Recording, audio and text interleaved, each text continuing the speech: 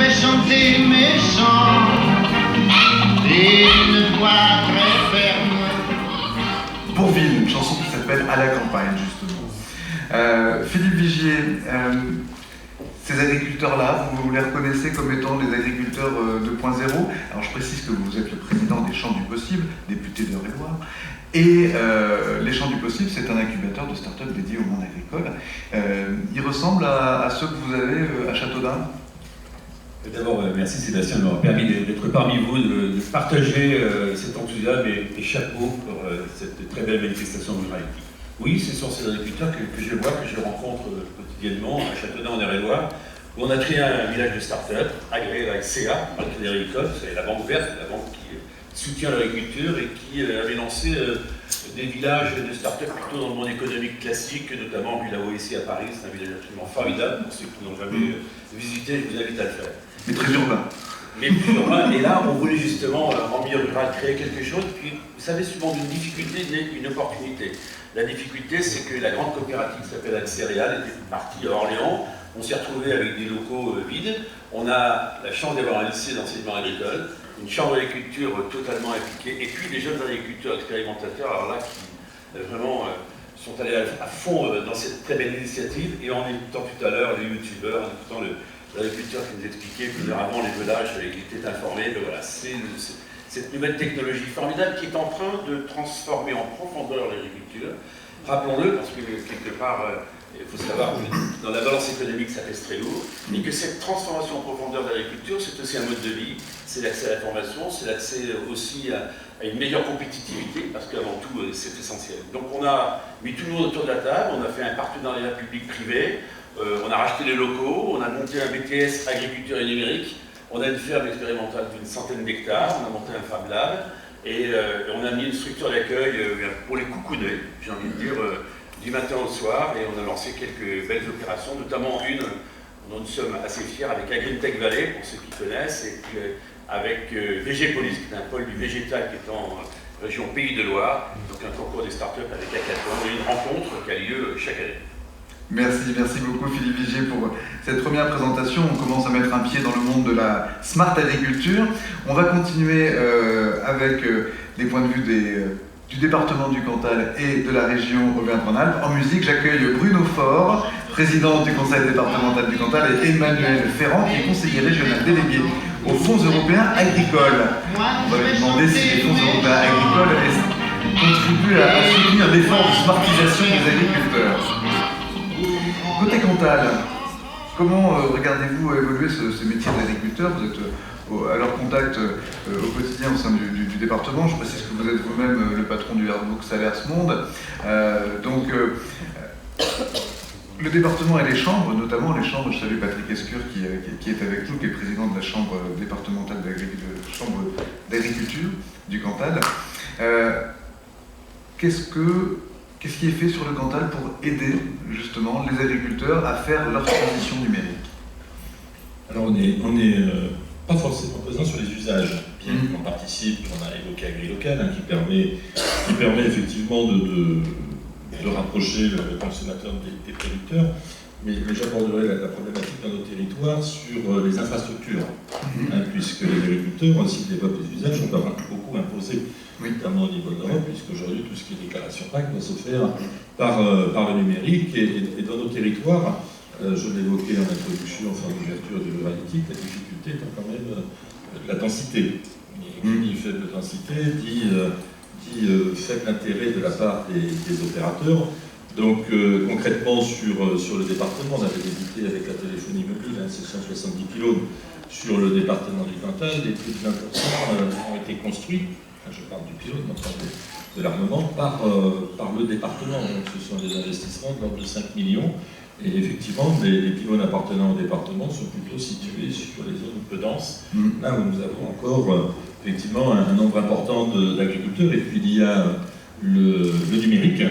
Alors dans le département du Cantal, nous avons débuté l'opération de manière collective avec nos 3 autres collègues de la région Auvergne, de l'ex-région Auvergne et du conseil régional. Aujourd'hui, ça a été repris par la région Aura, qui est de déployer le très haut débit sur l'ensemble du territoire régional. Et donc, rapidement, c'est 900 millions d'investissements au niveau de l'ex-Auvergne, des 4 départements d'Auvergne. Et donc le département, lui, c'est un investissement de l'ordre de 17 millions qui est consacré à tout ça avec un développement effectivement progressif, puisque l'idée est d'arriver à 100% du territoire couvert en très haut débit, avec des solutions alternatives aujourd'hui. L'idée, c'est 80% de fibré, et puis des systèmes satellitaires, voire le WiMAX. Mais on essaie de renégocier effectivement avec les opérateurs pour imaginer le déploiement de la fibre sur l'ensemble du territoire du Cantal pour ce qui nous concerne. Donc un objectif effectivement d'apporter la ressource numérique aux agriculteurs au plus près de leur exploitation pour qu'ils puissent ensuite imaginer tout ce qu'ils peuvent imaginer, c'est-à-dire des objets connectés, c'est-à-dire effectivement tout ce qu'on a entendu tout à l'heure. Vous, votre job, c'est de poser en fait les racines de ces usages-là. Et c'est de faire des infrastructures aussi, puisque nos différents sites cybercantables répartis sur le département sont largement utilisés par la Chambre d'agriculture pour l'organisation de formations ou de sensibilisation sur le territoire. C'est un travail en étroite collaboration avec la Chambre. Merci beaucoup Bruno Faure. Emmanuel Ferrand, donc côté région, quels sont à la fois les dispositifs mis en œuvre par la région pour accompagner, parce qu'il y a un gros travail, on l'a vu sur le stand de la région, masolutionnumérique.fr, on l'a dit, qui s'adresse à tous les chefs d'entreprise, y compris les exploitants agricoles. Donc qu'est-ce que la région met en œuvre pour accompagner la transition numérique des exploitants agricoles, et puis plus largement, côté Europe, est-ce qu'il y a des lignes de crédit qui peuvent être activées pour ça? Bonjour, alors je suis agriculteur, on est conseiller régional et agriculteur connecté. Avec David, on se suit mutuellement sur Twitter, donc assez régulièrement, avec d'autres d'ailleurs. Vous êtes agriculteur où? Dans la l'IS à Monsat-sur-Sioule.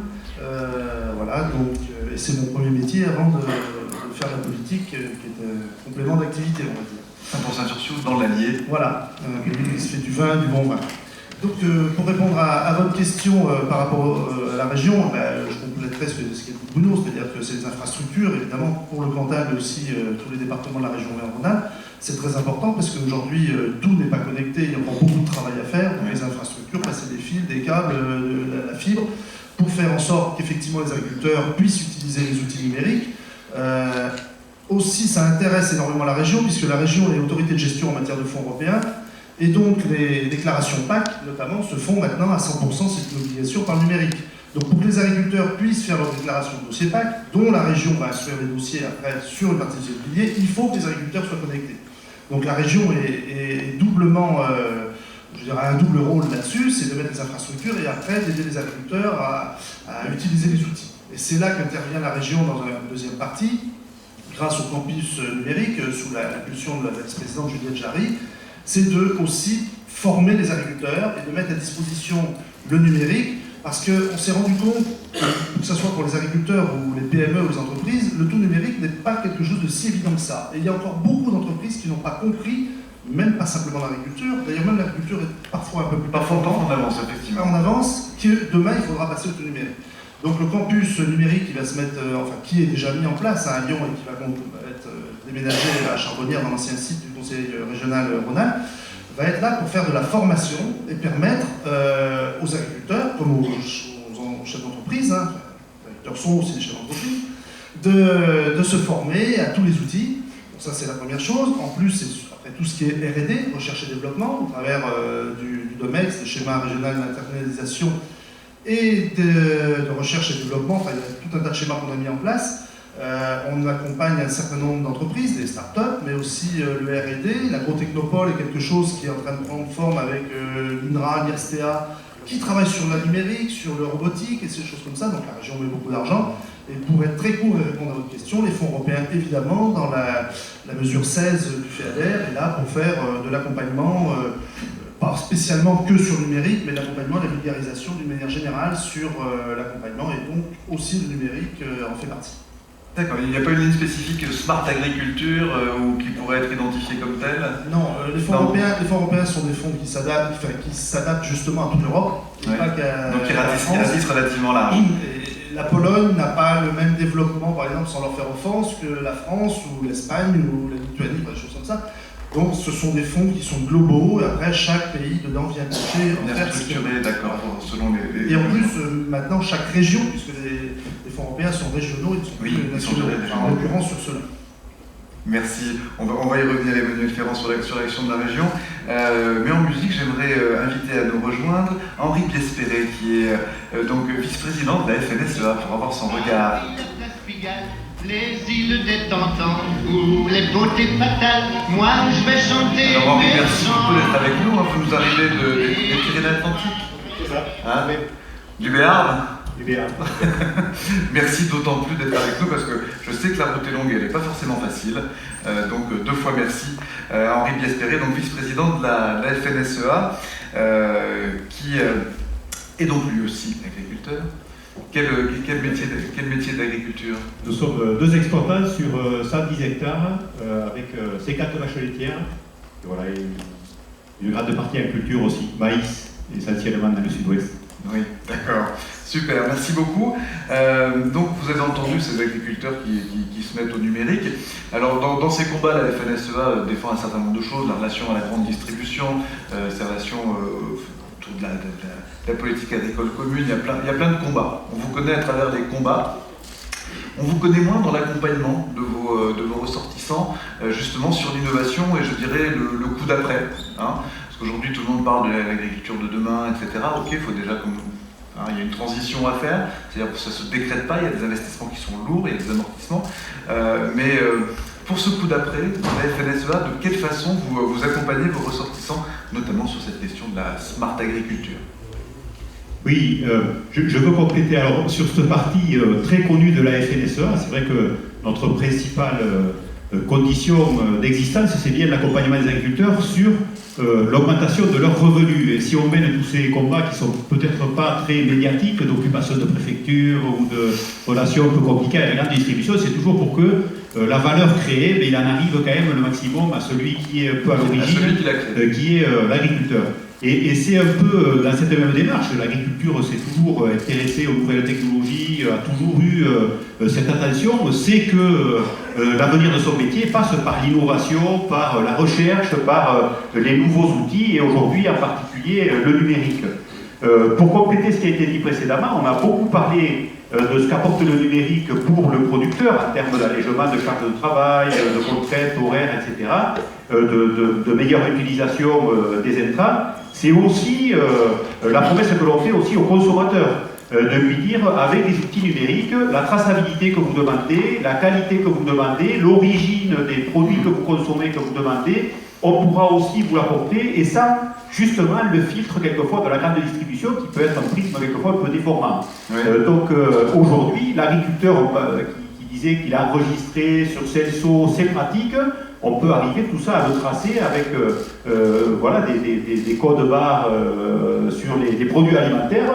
Le consommateur pourra savoir dans quelle exploitation a été produit le lait qui est dans le yaourt qu'il est en train d'acheter. Donc tout ça, pour nous, c'est quand même important, avec ce consommateur qui demande de plus en plus de garantie et de traçabilité, de pouvoir lui dire, ben, vous aurez la garantie dans le produit que vous achetez, qu'il est bien fabriqué, là où on dit l'étiquette, c'est-à-dire en France, chez un producteur français, et dans des conditions qui respectent le bien-être animal, l'utilisation raisonnée d'un certain nombre d'intrants ou de matières chimiques ou de vaccins et de produits phytosanitaires. Voilà. Donc ça, pour nous, c'est quand même important de pouvoir renouer vis-à-vis du consommateur ce lien qui s'est un peu distendu, ce qui fait qu'aujourd'hui, le consommateur, dans son imaginaire, a une agriculture qui n'est pas toujours la réalité. Voilà. Et tout ça est bien complété aussi, et je veux aussi les féliciter, quoi, ceux qui ont témoigné là, mais tous ceux qui le font chez eux, avec des vidéos sur YouTube, quoi, hein, où les gens disent « venez voir chez nous, c'est pas les bœufs, la charrette, on est avec du matériel moderne, regardez comment on va vérifier les mauvaises herbes avant d'utiliser un produit phytosanitaire, on n'y va pas n'importe quand, n'importe comment, on fait attention, et vous pouvez le voir en direct sur une vidéo. » Tout ça, pour nous, est vraiment un apport important. Voilà. Et dans son rôle, la FNSEA, pour revenir au rôle de la FNSEA, BLCD, il y a quand même des données, on n'en a pas beaucoup parlé. L'enjeu de la donnée. Aujourd'hui, on a des intervenants, des vendeurs de matériel qui sont en train de capter de la donnée sur les exploitations. On ne sait pas trop ce qu'elle devient, on ne sait pas trop où elle est stockée, on ne sait pas trop ce qu'elle va devenir demain. Un vendeur de tracteur qui est racheté par voilà, une entreprise chinoise, eh bien, il y aura toute une masse de données. Donc on a mis sur pied une charte de la collecte d'utilisation des données, Data Agri, voilà, qui va labelliser les entreprises, labelliser les startups, pour garantir à l'agriculteur que la donnée qui est collectée, il pourra à tout moment la récupérer. Oui, parce que la récupérer, de lui, donc c'est à lui. voilà, pour lui-même, ou demander à l'opérateur de la mettre à disposition d'un autre opérateur. Voilà, il arrive un nouvel intervenant, ah ben trop tard, ma donnée elle est déjà collectée par une entreprise, vous ne pouvez pas la récupérer, elle est à moi, je l'ai verrouillée dans un serveur, etc. Eh bien, on va maintenant labelliser les entreprises qui vont garantir à l'agriculteur, je viens collecter de la donnée, et si demain vous me dites, j'ai un nouvel intervenant, je ne sais pas, Danone qui met un nouveau produit sur le marché, un nouveau yaourt où il a besoin de la donnée, je vais vous demander de l'envoyer chez Danone parce que j'ai signé un contrat avec vous. Et là, la FNSE est dans son rôle de défense du producteur, de l'agriculteur, et de la transparence pour que dans la concurrence à venir, dans la mise en concurrence des intervenants, ils puissent avoir accès à cette matière première qui est la donnée. Voilà. Et l'enjeu de demain, ça sera de savoir, quand de la valeur a été créée avec la donnée, comment je peux aussi en ramener une partie sur le producteur. Et ça, on est en train d'y travailler. Super, oui, effectivement, le coup d'après est déjà je dirais, préparé, puisque c'est un autre canal, c'est un autre produit issu de l'agriculture qui appartient à l'agriculteur. Je vous entendais réagir, Philippe Vigier, effectivement, sur cette dimension data agri. Et oui, là, vraiment, on est au début d'un phénomène absolument extraordinaire. La collection des données et l'exploitation des data, c'est un facteur de compétitivité formidable. D'abord, ce sont les agriculteurs qui doivent en conserver l'usage et la destination. On vient d'avoir une loi, comme vous savez, sur savoir comment constituer le prix. Mais pardonnez-moi, dans la compétitivité, le numérique, dans une telle transformation, vous permettra des nouvelles pratiques, de mettre la bonne dose d'intrants au bon moment, de voir, moi je suis à l'activité des ombrières dans le sud de la France. Il y a une boîte qui s'appelle Ombrea, qui est une start-up qu'on abrite chez nous. Lorsqu'il y a 1 degré de différence, la rentabilité baisse de 12%. Donc les ombrières bougent. Vous vous rendez compte ? J'en ai visité une autre dans laquelle, une start-up que nous hébergeons également, sur lesquels on a des indicateurs de chaleur, par exemple sur les moissonneuses batteuses qui évitent des incendies. Ou alors il y a une start-up qui s'appelle AgriCommunity, donc là, c'est extraordinaire parce qu'ils transfèrent toutes les infos entre agriculteurs, et si par exemple il y a des prédateurs qui arrivent, s'il y a des maladies, tout de suite en amont on peut se dire, voilà, il y a tel traitement utilisé à telle heure, et c'est comme cela qu'on préservera évidemment une compétitivité. Donc la bataille de la data, vraiment, je vous dis à la profession, Yves Thiron, qui est mon président de l'agriculture, est très impliqué à la FNSEA, c'est le combat de demain, c'est là où vous irez chercher la compétitivité. C'est là où vous aurez d'ailleurs les éléments du prix, parce que c'est vous qui posséderez, parce que vous êtes en train de transformer complètement l'entreprise agricole avec l'analytique que ça exige. L'analytique, c'est comment on optimise le matériel, comment on se forme. On a une start-up, vous voyez, qui s'appelle TipTap Pro. Et bien, pendant que vous êtes en train de prendre votre tracteur, de la même façon, quand vous êtes sur l'autoroute, vous avez l'autoroute FM qui intercepte, qui coupe l'émission de radio préférée que vous écoutez. On a monté une appli, et pendant une demi-heure, vous pouvez vous former sur quel type de produits. C'est pour ça que je regarde les youtubeurs, et ça c'est formidable. À tout moment, on peut prendre 3 minutes le matin, 3 minutes l'après-midi, 3 minutes le soir. On se forme en travaillant, après on écoute un morceau de musique, on fait autre chose. Et ça, c'est grâce aux data, c'est grâce à la donnée, et donc vraiment cette notion de protection, moi qui viens plutôt du domaine de la santé dont je suis originaire, c'est le même combat. J'ai dit au président du département, on a eu un magnifique atelier hier après-midi à l'hôpital d'Aurillac, c'est le même combat qu'on conduit pour la médecine. Vraiment là, ce sujet, vous devez le maîtriser de A à Z. Merci. Bruno Faure, effectivement, alors là on dresse un tableau. Il y a un accompagnement des chambres, il y a un accompagnement au campus, il y a des startups qui se créent autour de cette valeur ajoutée de la data agricole. Vous aménagez le territoire, et puis la chambre, avec vous, accompagne effectivement la montée en compétence des agriculteurs. Est-ce qu'il y a des résistances, et si oui, de quelle nature sont-elles ? Non, il n'y a pas de. Aujourd'hui, il n'y a pas de résistance. Les résistances sont plutôt technologiques ou en termes d'infrastructure. C'est-à-dire que la pétence, elle est là. C'est-à-dire que les agriculteurs, ils vous disent, bon, ça vient quand la fibre, j'imagine ? Oui, tout le monde veut la fibre, mais aujourd'hui, la difficulté, on est peut-être moins sensible, effectivement, à l'utilisation du numérique, mais j'allais dire, les agriculteurs, c'est certainement la profession où on leur impose d'y venir. Le plus de choses, ouais. Donc, voilà, mais c'est comme je disais, tout ce qui est institutionnel, les déclarations PAC, etc., aujourd'hui, il y a obligation de faire sur le numérique, mais les organismes para-agricoles, et c'est celui que je dirige, moi, au niveau du Airbook, aujourd'hui, on met à disposition des éleveurs toutes les données sur les animaux, mais sous réserve d'aller chercher sur un Upranet.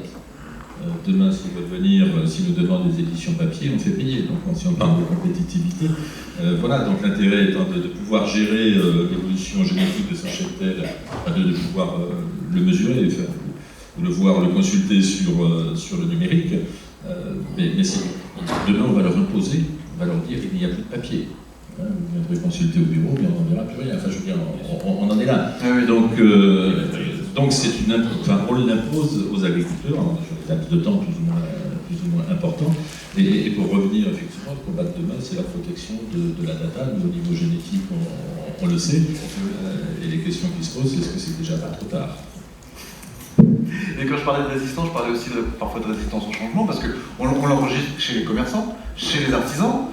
Il y a beaucoup de professions qui disent c'est bon, ce sera pour la génération d'après, celui qui reprend. Sauf que celui qui reprend, il prend une société qui n'a pas fait sa mutation, donc quelque part le prix de reprise il est tombé. Ceci dit, aujourd'hui, pour revenir, les résistances qui peuvent apparaître ici ou là, il y a quelques résistances générationnelles. Oui. Qui vont s'estomper rapidement. Après, c'est plus en termes d'infrastructure. Quand vous n'avez pas de débit, que vous êtes planté devant l'ordinateur, devant votre tablette, que ça ne passe pas, etc. Et qu'on vous dit faites ta transition numérique. Vous ne le faites pas parce que vous n'arrivez pas à téléphoner, vous n'arrivez pas à transmettre par téléphone, ou il faut monter au sommet de la montagne, ça ne peut pas marcher non plus. Parce que Florian, il a de la chance, il a un bon réseau 4G à Saint-Martin. Voilà, donc c'est un blocage par les infrastructures. Je voudrais juste dire un mot parce qu'il y a évidemment tout ce qui passe par le très haut débit avec les tuyaux les plus importants, c'est indispensable. Et je voudrais parler un mot également de l'Eure-et-Loire. On a un bas débit LoRa, un réseau LoRa en passe par les champs et qui permet de récupérer toutes les infos connectées. Donc sans avoir 100 mégas, pas indispensable du tout, ce réseau permet de tout connecter. Et derrière, en aval, parce que vous disiez à l'instant, mais moi je vois la jeune génération, on écoutait les témoignages tout à l'heure, ils ont basculé et ce sont les ambassadeurs. Et ce qui me fait plaisir, c'est que les start-upers sont souvent des agriculteurs. Et ça, c'est absolument génial parce qu'ils ont dit voilà, notre métier évolue, on va prendre à bras le corps l'évolution de ce métier, donc on y va, on fonce et on avance. Henri Despéré, on a vu, vous accompagnez effectivement les agriculteurs. Il y a des résistances, si oui, de quelle nature? Non, les résistances, les hésitations sont sur ce que je disais tout à l'heure. Je vais fournir de la donnée, elle va devenir quoi? Elle va être stockée où? Et est-ce qu'elle ne va pas se retourner contre moi? La crainte de l'agriculteur, c'est de dire je vais fournir de la donnée, ça va permettre au contrôleur depuis très loin de venir vérifier que je n'ai pas fait ce que j'avais dit et donc de venir me sanctionner. Donc tout ça, il faut le fluidifier, il faut apporter, tous les exemples et les témoignages qui ont été là ont montré qu'au contraire, les utilisations sont contre. Moi, je suis très heureux d'attendre les représentants des différentes collectivités parce que puisqu'on est en phase quasiment de préparer les prochaines élections de chambre. Les dernières élections de chambre, on avait déjà dans tous les projets, pour la ruralité, on disait, mais le point important, c'est vraiment la téléphonie mobile et puis la connexion au très haut débit dans les campagnes, et ça va prendre de l'importance, on était un peu visionnaire. Malheureusement, on n'avait pas toujours de l'écoute partout. Alors ici, il y a des beaux exemples autour de la table, moi je peux vous dire que ce n'est pas le cas dans toutes les régions, dans tous les départements de France, c'était pas le cas, aujourd'hui c'est quand même le cas. N'allez pas faire des plans sur la ruralité pour aller construire je ne sais quelles infrastructures, commencez par apporter le haut débit et déjà vous apporterez un certain nombre de services importants.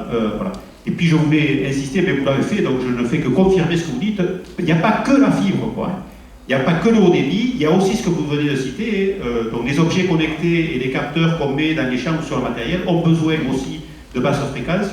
J'avais déjà eu connaissance de l'initiative que vous avez fait à Eure-et-Loire. On est aussi en contact avec quelques opérateurs qui ont envie de développer ce réseau aussi d'antennes pour ces zones de basse fréquence dont auront besoin les agriculteurs. Si on veut récolter de l'information, c'est via aussi des capteurs, et les capteurs, il faut bien qu'ils aient un réseau aussi pour envoyer l'information.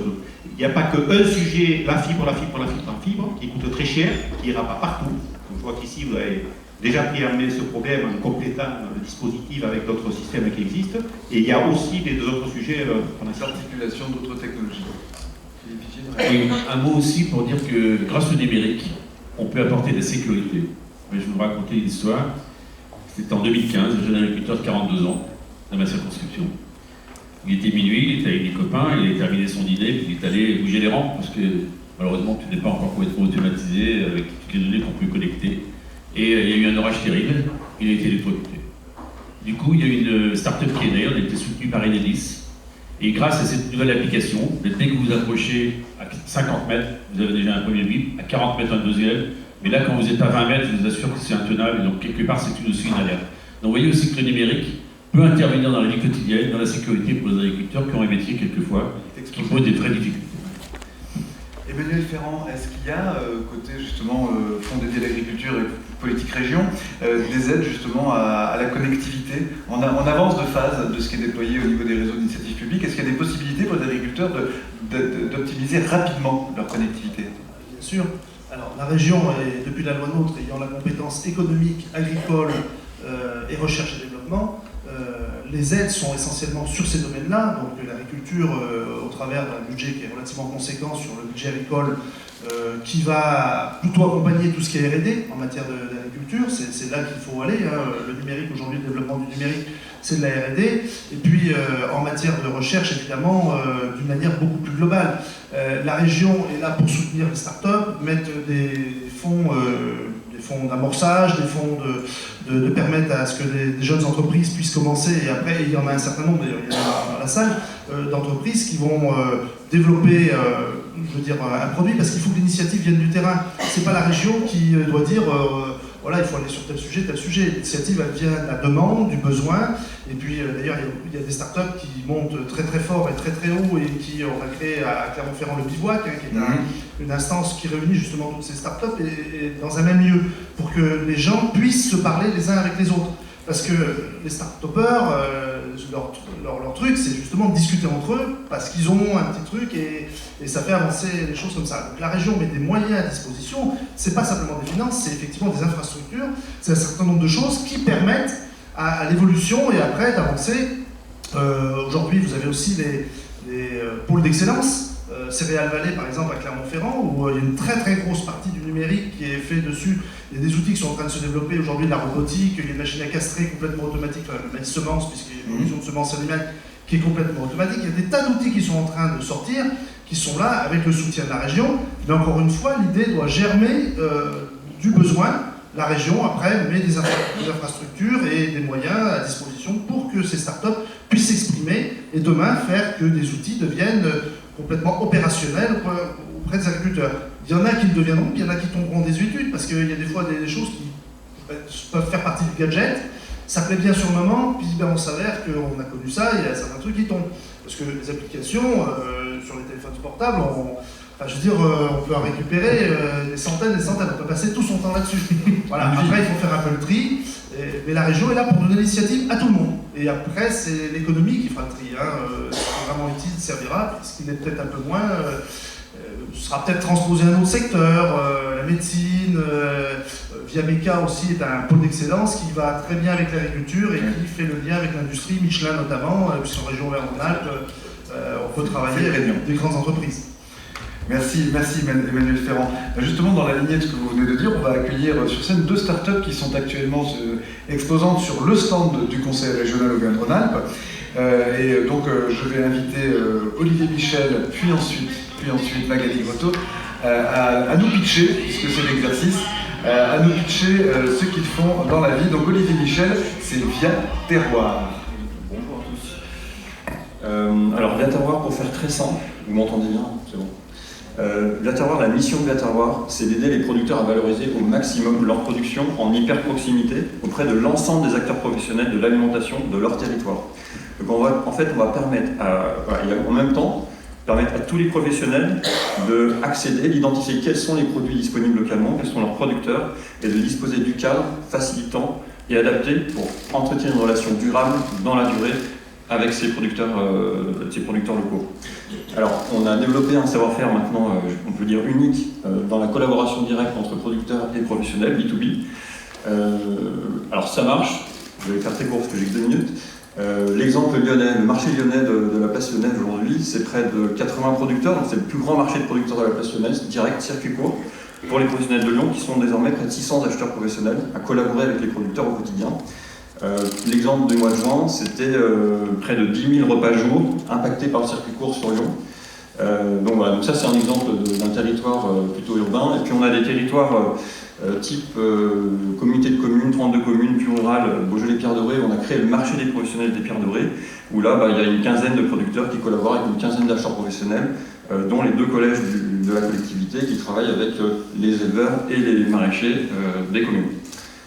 Voilà, donc si j'ai juste un message à faire passer, si vous voulez vous aussi aller chercher le potentiel de circuit court de votre territoire, rejoignez les équipes de Viaterroir, enfin contactez-nous et on va pouvoir allouer des ressources pour vous accompagner et développer avec vous le circuit court largement sur tout le territoire.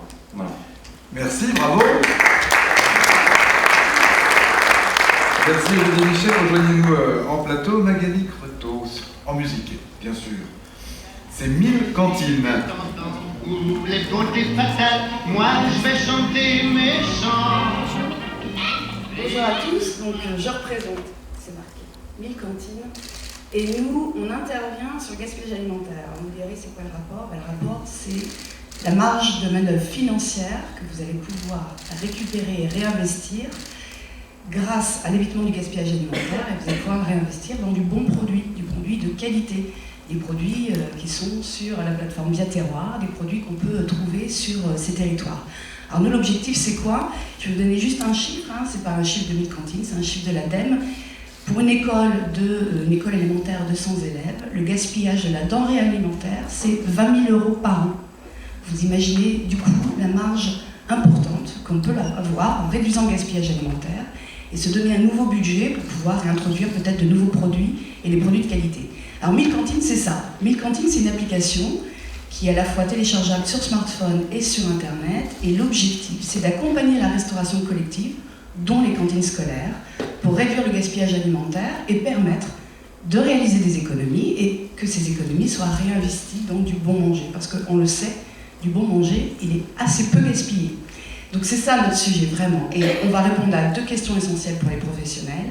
Le gaspillage est souvent lié au fait que la restauration ne sait pas forcément quel est son effectif et quels vont être les choix sur lesquels vont se porter ces convives. Et bien nous, grâce à un algorithme, grâce à cette application, on va pouvoir effectivement tous les matins au moment de la production lui indiquer précisément les effectifs et puis les choix sur lesquels vont se porter ces convives. Et puis on va aller plus loin, parce que le gaspillage alimentaire, c'est certes en cuisine, mais on a beaucoup de professionnels qui travaillent beaucoup sur ces sujets, mais c'est aussi le gaspillage en service. Donc l'idée, c'est aussi beaucoup travailler auprès des convives, et notamment des plus jeunes, au travers de notre affichage de menus qui est personnalisé et enrichi, et sur laquelle on va beaucoup travailler sur les anecdotes culturelles, et remettre surtout l'alimentation au cœur du sujet. Rappeler d'où viennent les produits, l'origine, est-ce que c'est du produit local, est-ce que c'est du bio, est-ce que c'est du produit durable, d'où vient vraiment le produit, pouvoir le tracer, pouvoir expliquer que la viande vient de la coopérative, le fromage, le yaourt laitier, et puis on va même plus loin. On va parler même de l'histoire des recettes, parce que l'idée c'est d'avoir envie de manger. Quand on a envie de manger, quand on a un bon produit, on ne gaspille pas. C'est ça 1000 cantines. Donc si vous voulez nous retrouver, on est sur le centre de la région Auvergne-Rhône-Alpes, qu'on remercie vivement, encore une fois, parce que vous parlez de tous les accompagnements que vous faites, mais c'est aussi ça, c'est nous permettre à nos startups d'être visibles et de pouvoir rencontrer notre public. Donc merci encore pour ça. Et puis voilà, donc on est au centre de la région, donc n'hésitez pas, je peux vous faire la démo de l'application. Et on travaille déjà avec la région Auvergne-Rhône-Alpes sur des lycées, avec des départements sur des collèges, des écoles élémentaires, puis la restauration adulte. Et l'objectif vraiment, vous l'avez compris, c'est on arrête de gaspiller pour rien, on réintroduit dans du bon. Normalement, ça devrait pouvoir le faire. Merci. Merci Magali. Merci monsieur le conseiller régional d'avoir présenté ces 2 startups effectivement utiles au territoire. Souhaitiez apporter un complément? Juste un complément sur les 2, c'est qu'effectivement ils sont soutenus par la région Auvergne-Rhône-Alpes parce qu'on a complètement dans la politique régionale de favoriser les produits du terroir et de faire en sorte que dans les lycées notamment, on aille au maximum sur les produits de la région. Notre président Laurent Wauquiez nous le répète pratiquement tous les jours, 60% des menus dans les lycées doivent venir de la région. 1000 cantines est quelque chose qui est même utilisé au conseil régional à Lyon, puisque à Lyon on a un restaurant d'entreprise, et maintenant on peut choisir ses repas là-dessus. Et juste, je voulais dire aussi une chose, parce qu'on est dans le Cantal, et qu'on aime bien les bons produits, et vous l'avez dit, et la région est en train de développer, je salue Patrick Escure à la Chambre départementale d'agriculture, le cluster herbe, qui va être là demain pour valoriser la viande issue et produite à l'herbe.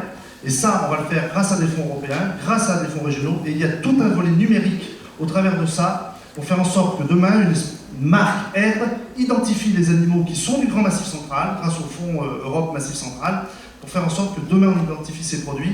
Et il y a une partie numérique sur la valorisation de l'herbe, sur toute l'exploitation de l'herbe et sur l'exploitation des animaux. Donc, dans le Cantal, le numérique va s'appliquer sans doute, peut-être même plus qu'ailleurs, par rapport à ce domaine-là. Monsieur le Président, une réaction à cette bonne nouvelle dont vous étiez forcément déjà au courant? Oui, mais effectivement, nous serons proactifs dans cette démarche. Pour le moins. Merci beaucoup. Je vous propose de vous accorder, Philippe Vigier, le mot de la fin, puisque nous avons respecté notre timing. Votre sentiment par rapport à votre expérience des champs du possible et ces jeunes agriculteurs, jeunes et moins jeunes d'ailleurs, qui font leur transition numérique, ces startups qui naissent autour du monde agricole et à son service. De l'espoir? Beaucoup d'espoir. J'ai envie de dire tout y est. D'abord, il y a l'envie et la fierté, je prononce ce mot à dessein, de dire que ce beau métier d'agriculteur n'est pas un métier terminé. Et que justement, le numérique est pour eux une opportunité exceptionnelle. La deuxième chose, évidemment, valoriser nos terroirs, c'est valoriser notre pays. N'oublions pas de dire que l'on est le pays où on a la meilleure qualité alimentaire. Et j'ai eu, par le passé, une mission, je contrôlais, au titre de l'Assemblée nationale, je m'occupais de la sécurité sanitaire. Et si vous voulez, on peut faire une émission complète sur ce qui rentre d'autres pays d'Europe et hors Europe. Donc soyez fiers aussi de cela. Et la troisième chose, c'est l'union fait la force. Partenariat public-privé, évidemment, il faut mettre les agriculteurs au cœur du système, la Chambre, les syndicats, les fédérations, bref. Et après, créer tous les éléments autour. Vous l'avez dit, c'est très bien. C'est pas aux élus à imaginer ce qu'on doit faire. Non, les élus doivent être là pour accompagner. Et un dernier mot, c'est le financement des startups. Parce que je suis confronté, nous, on leur apporte un peu de soutien au quotidien. Certes, il y a les régions, mais elles n'ont pas non plus des moyens complètement extensibles. J'attends de ce pays qu'il soit capable d'avoir un vrai fonds d'investissement et d'innovation. Il ne faut pas se payer de mots. Il faut qu'on mette de l'argent. Nous sommes le 3e pays au monde en termes de création de start-up. Quand on crée une start-up, c'est parfait, il y a la belle idée. Il faut des coachs pour les accompagner, sinon ça ne marche pas. Mais après, comment faire des N+1, N+2, N+3? Et la BPI, elle arrive trop tardivement, je le dis très clairement. La Caisse des dépôts et consignations, quelqu'un est dans la salle, nous a aidés, mais il faut aller plus loin. Ça, c'est le gage de la réussite de cette France qui réussit. Merci beaucoup. Je vous invite à regagner la salle. Merci beaucoup, merci à nos intervenants.